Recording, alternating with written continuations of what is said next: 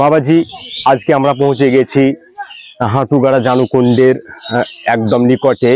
তো আপনাকে রিকোয়েস্ট করছি যে এই জায়গাটা সম্বন্ধে, এই জায়গাটার মাহাত্ম্য সম্বন্ধে বলুন আপনি।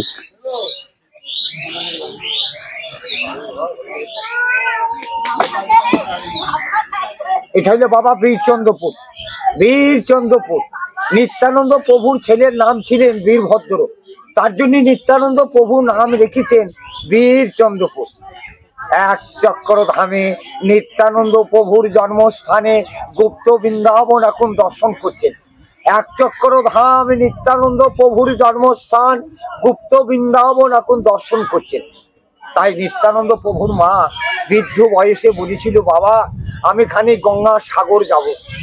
বৃদ্ধ বয়সে প্রভু মাকে নিয়ে যেতে পারিনি। মায়ের যা শরীরের অবস্থা, গঙ্গা সাগর পৌঁছাবে না। মায়ের সঙ্গের লোক সব চলে গেল, প্রভু মাকে নিয়ে যেতে পারিনি। তার জন্য মাকে বললো, মা গো তোমাকে এখানে গঙ্গা সাগরে চান করাবো। কি করি করাবি বাবা? দেখো মা আমি কি করছি।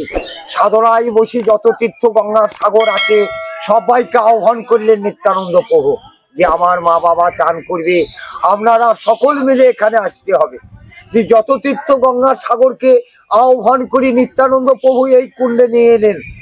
যে মা পদ্মাবতীকে আর হারাই পণ্ডিতকে চান করালো। সামনের মন্দিরটা নিত্যানন্দ জন্মস্থানের মন্দির। হারাই পণ্ডিতের ময়দানে দাঁড়িয়ে আছেন বাবা।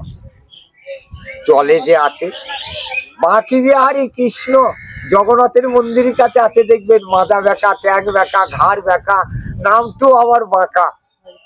এই জমিতে যে চাষ করে খেছি বাবা, আমরা কোথায় পেলাম জমি জায়গা? ভগবান শ্রীকৃষ্ণ বাঁকি বিহারী এখানে জমিতে ধানের চাষ করেছিলেন, ধান পুঁতেছিলেন। আমাদেরকে বার করেছে যে আমার এই জমিটা তোমরা খানিক পরিষ্কার করো। আমরা পরিষ্কার করতে লাগলাম, উনি খাবার নিয়ে চলে এলো।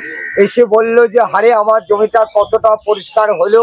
প্রভু আমরা আজকে আর পারবো না, ঠিক আছে তোমরা খাবার খাও, আমার জমিটা কতটা পরিষ্কার করেছো আমি খানিক দেখে আসি। না দেখতে এলে তো বেতন দেবে না বাবা।